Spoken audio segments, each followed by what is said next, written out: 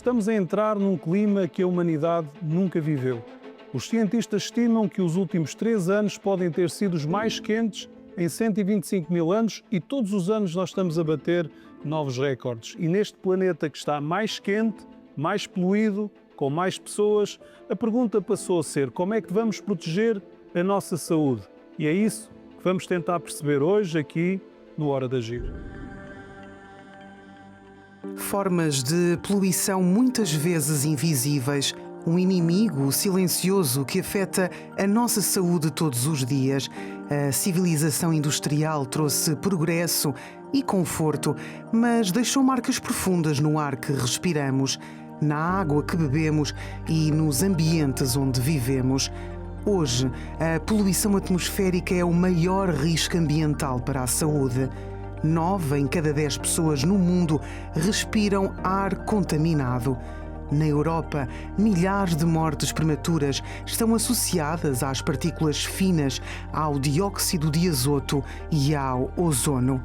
Mas não é só o ar. O ruído nas cidades, os químicos no solo, os microplásticos nos alimentos e a poluição luminosa também afetam o corpo e o bem-estar.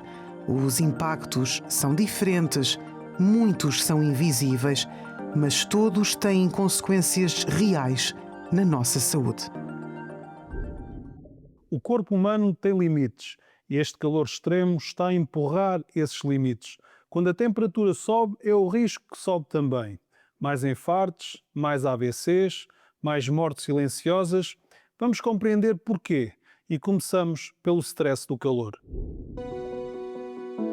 Focando um bocadinho mais na área que represento, nas doenças cérebro- e cardiovasculares, e que são a principal causa de mortalidade em Portugal e no mundo ocidental, mortalidade e incapacidade, representam um grande número de doentes, diria que as alterações climáticas vão ter um grande impacto neste grupo de doentes.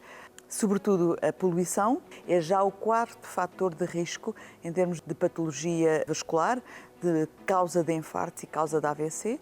As ondas de calor, os fenómenos climáticos extremos vão ter um papel muito importante, sobretudo nas populações mais frágeis, nos doentes crónicos, nos doentes idosos e, como sabem, as doenças cardiovasculares e as doenças cerebrovasculares atingem essencialmente pessoas já com um nível etário já mais idoso, acima dos 60 anos, 65 anos.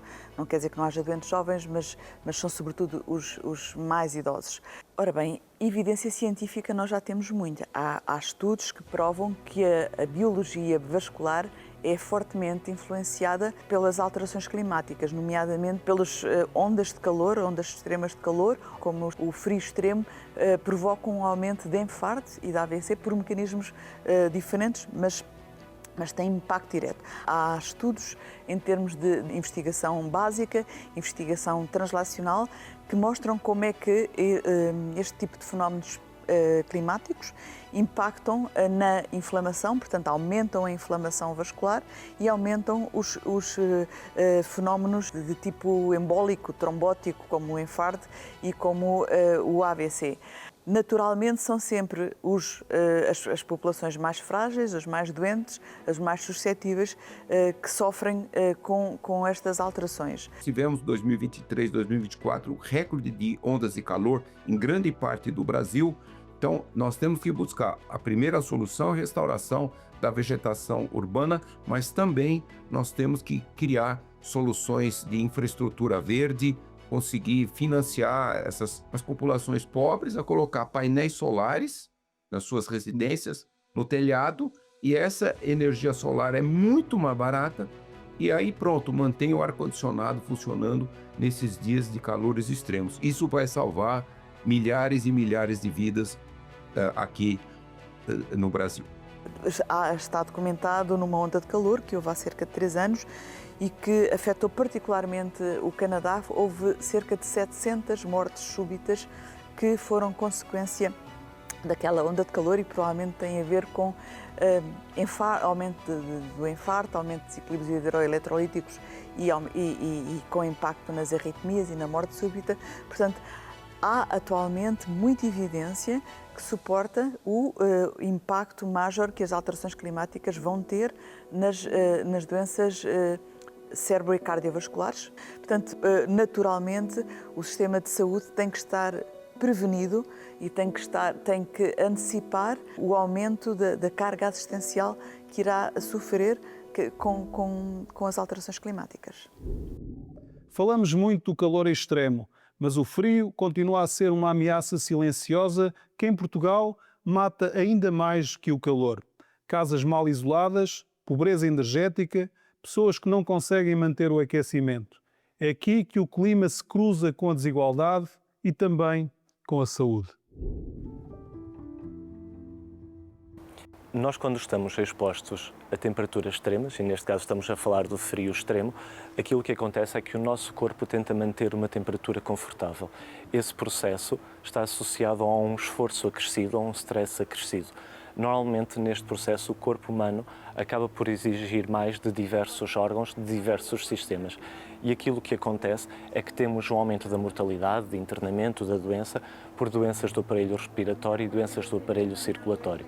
A mortalidade atribuível ao frio é superior do que a mortalidade atribuível ao calor, mas muitos estudos que fazem a projeção destes valores estimam que, pelo menos até os próximos 25 anos, a mortalidade atribuível ao frio continua a ser superior àquela que é atribuível ao calor. Se estamos preparados, é importante dizer que hoje em dia estamos mais preparados que aquilo que estávamos há 20 anos atrás e é importante que tenhamos essa responsabilidade de querer estar melhor preparados nos anos que virão para o futuro. Não há medidas concretas simples que possam resolver o problema e essa é a grande questão. Temos vindo a fazer muito acerca deste problema, como eu disse há pouco. A Direção-Geral de Saúde divulga todos os anos uma lista de recomendações que são recomendações importantes, mas não é suficiente. Nós temos neste momento um conjunto populacional, um parque habitacional que não garante condições para que as pessoas não estejam expostas ao frio. Nós, neste momento, deveríamos ter condições para aumentar o consumo energético, para que as pessoas conseguissem manter uma temperatura adequada dentro das suas casas. Temos, obviamente, muitas dificuldades associadas a isto. Temos a questão financeira, que muitas pessoas não conseguem ou não têm condições para manter a casa quente. Temos também a questão que muitas pessoas não consideram isso uma prioridade. Agora, Portugal é dos países da Europa onde há mais pessoas, onde a percentagem de população que refere que não consegue manter as suas casas quentes durante o inverno é maior. Nós temos uma exposição generalizada ao frio e temos uma exposição que, apesar de ser generalizada, tem clivagens sociais muito grandes. Hoje é frequente chover com mais intensidade e em períodos mais concentrados. Isto aumenta o risco de inundações, que são também uma ameaça para a qualidade da água. Sempre que ocorre uma inundação, os sistemas quer de abastecimento, quer de drenagem de esgotos poderão não estar preparados e fazer com que haja até a entrada de água imprópria para consumo humano, decorrente dessas inundações, no sistema de abastecimento de água.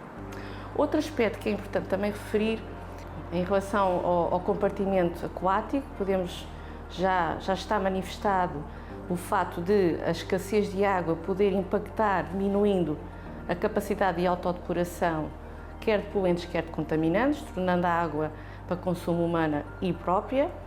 Há também a situação do facto de potenciar a perda da biodiversidade, porque essa escassez e perda de qualidade vai também impactar nas espécies que vivem no meio aquático.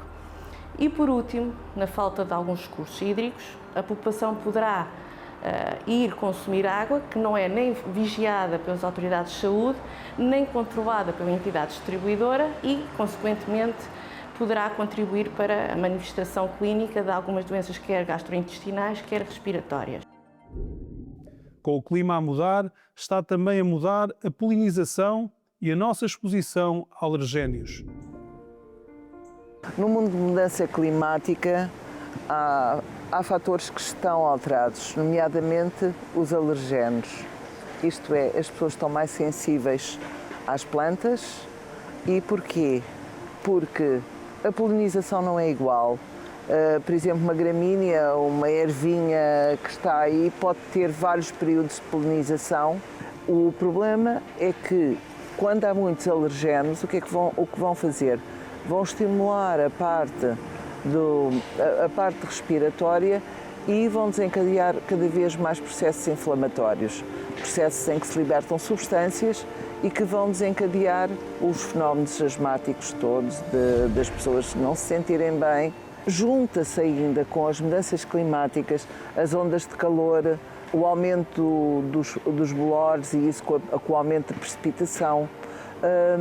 E estes fenómenos e estes efeitos físicos vão todos eles alterar a parte respiratória. Um asmático vai ter mais crises e por isso recomenda-se que tenha na sua posse, quando se sabe que há trovoadas, quando se sabe que há poeiras do Saara, recomenda-se que tenha sempre a sua medicação de socorro e que faça um seguimento regular no seu médico assistente.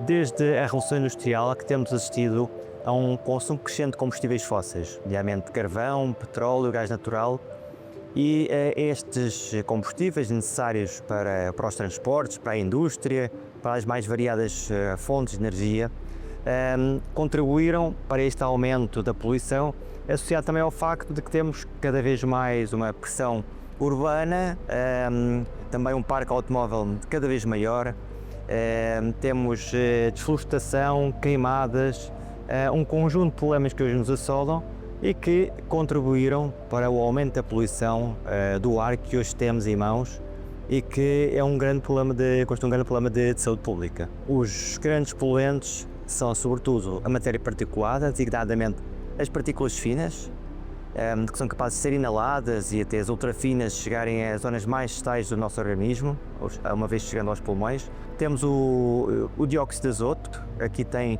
como grande fonte o tráfego automóvel, e depois temos também o ozono, que é um poluente que está sobretudo relacionado com os dias de verão, já que resulta de uma reação entre a radiação ultravioleta com o dióxido de azoto.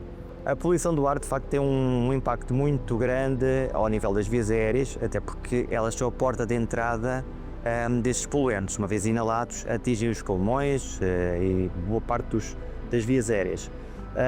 Contudo, nós sabemos hoje que os poluentes são capazes de atravessar a membrana que separa os pulmões do sistema circulatório. Portanto, estes poluentes atravessam a circulação, chegam à circulação e depois são disseminados pelo sangue para os mais diversos órgãos, para todos os órgãos. Portanto, e a poluição é responsável por um grande número de doenças, mas tem por elevado número de mortes todo o ano. Cerca de 7 milhões de pessoas morrem devido à poluição do ar. Já falámos da poluição e do impacto direto na nossa saúde, mas esse impacto vai ainda mais longe, está ligado também ao aumento do risco de cancro. Uma ligação que é invisível, lenta, mas real. É sobre isso que falamos agora. Esta interligação entre as alterações climáticas e o cancro é extremamente complexa, porque existem fatores indiretos e fatores mais diretos. Se formos pelos fatores indiretos, estamos a falar, por exemplo, alterações climáticas como a seca extrema, as altas temperaturas, podem ter um impacto no solo, na nossa capacidade de cultivar e daí extrair, por exemplo, fibras vegetais, que por sua vez vamos ter menos acesso. Quanto menos fibras nós consumimos na nossa alimentação, maior o risco de desenvolver cancro coloretal, por exemplo, ou entre outros o risco de malnutrição que pode acontecer nestas pessoas. E estamos a falar, por exemplo, de alterações que ocorrem ao nível do solo. Quando nós falamos no ar que respiramos, tumores desde a cabeça e pescoço até ao cancro do pulmão, hoje em dia sabemos que aumenta o risco, o facto destes carcinogénios que estão no ambiente. Por outro lado, mesmo o meio ambiente que nos protege, a nossa atmosfera, ao ser atingida com estas alterações, deixa-nos mais desprotegidos em relação àquilo que é a radiação ultravioleta do Sol e, portanto, estarmos mais expostos ao risco cancerígeno, nomeadamente em tumores cutâneos. Sabemos que, em geral, as alterações climáticas atingem desproporcionalmente os extremos das idades, portanto as populações mais frágeis, e aquilo que nós temos assistido nos últimos anos é o aumento da incidência de cancros em populações, em indivíduos cada vez mais jovens, e nós acreditamos que isso possa ter efetivamente efetivamente um efeito durante o seu desenvolvimento in utero, por exemplo, que fatores é que durante esse período tão fulcral do desenvolvimento do indivíduo possam afetar aquilo que décadas mais tarde pode aumentar o risco de desenvolver o cancro. E estamos a falar realmente do ar poluído, de água contaminada com metais pesados, o consumo de comidas processadas. Portanto, tudo isso são fatores que depois no seu conjunto, raramente há aqui um fator único que consiga explicar isso, mas a realidade é que deste conjunto de situações leva realmente aqui ao aumento do risco. Efetivamente, há um conjunto de cancros cuja etiologia está relacionada com um aumento de risco de exposição a carcinogénios, neste caso microbiológicos, que são conhecidos já desde há décadas, inclusivamente prémio Nobel, como foi o caso do HPV. Existem, efetivamente, vários agentes conhecidos que aumentam este risco e, ao existirem alterações climáticas que fazem com que possa haver migração de populações, pode efetivamente fazer aqui um desequilíbrio e trazer agentes que não eram conhecidos ou que não eram tão frequentes numa determinada população e que, à conta desse fator, podem alterar aquilo que é a percentagem de infecções naquela população e daí poder vir a aumentar o risco de infecções e, por sua vez, aumentar também a probabilidade de desenvolver o cancro associado a estes agentes microbiológicos. Mas nem todos são afetados da mesma forma. Quando falamos de saúde e ambiente, há quem esteja mais exposto desde o primeiro dia.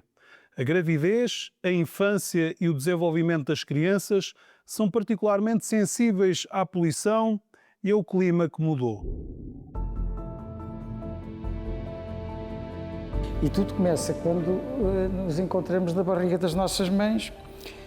Portanto, vários estudos comprovam que as futuras mães, durante a gravidez, sujeitas à poluição atmosférica, correm em mais riscos, quer durante a gravidez, quer próprios resultados adversos no parto. E também os bebés, portanto, os fetos que estão na barriga da mãe, como é óbvio, também têm condicionado o seu crescimento, o seu potencial de crescimento no útero, e também normalmente nascem com mais baixo peso e também aumenta o risco de nascerem prematuros, isto é, nascerem com menos de 37 semanas de gestação. As ondas de calor extremo, que agora atingem uma parte global do planeta, incluindo até a parte das ondas glaciares, também aumentam o risco de parto prematuro e até a mortalidade infantil, que é o número de crianças que falece no primeiro ano de vida. A exposição precoce das crianças a toda esta poluição também vai condicionar o seu futuro em termos de neurodesenvolvimento, portanto, em termos cognitivos, da sua capacidade de inteligência. E é evidente que, estando a brincar na rua, hoje em dia também estão ainda mais sujeitas à poluição atmosférica, principalmente nos países mais desenvolvidos e que têm já grandes indústrias. Falámos hoje de calor extremo, de frio, de poluição, de como o ambiente degradado se transforma também numa ameaça direta para a nossa saúde. E estes não são problemas nem distantes nem abstratos, são desafios que já entraram na nossa vida. E é por isso que este debate não pode terminar aqui. Continua consigo, continua também connosco. Pode acompanhar o Hora de Agir no Instagram e no TikTok, em Hora de Agir TV, deixando as suas perguntas, partilhando preocupações e ideias. A sua participação é também parte desta conversa. Hoje ficamos por aqui. Um abraço, amigo, e até para a semana.